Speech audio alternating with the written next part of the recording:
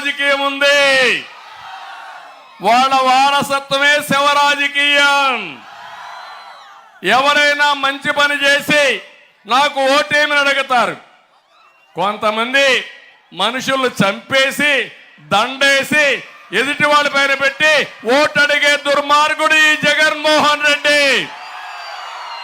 అవునా కాదా? అవునా కాదా? అవునా కాదా? వీళ్ళ తండ్రి చనిపోయాడు హెలికాప్టర్ యాక్సిడెంట్ లో. ఏం తమ్ముళ్ళు, హెలికాప్టర్ యాక్సిడెంట్ చనిపోతే ఏమన్నాడు ఆ రోజు?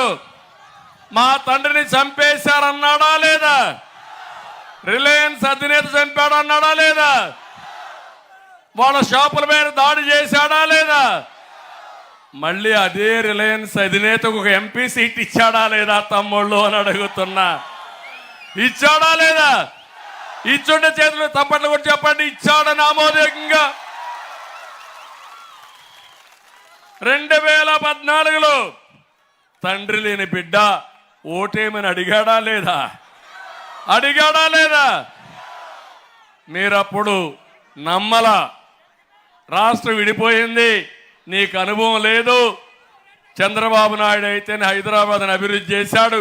మళ్ళీ రాష్ట్రం కోసం ఆయన తప్ప మాకెవ్వరూ వద్దని ఆ రోజు ఓట్లేసిన మిమ్మల్ని అందరినీ మనస్ఫూర్తిగా అభినందిస్తున్నా. 2019 వచ్చింది, మళ్ళా శవ రాజకీయం పైకి వచ్చింది.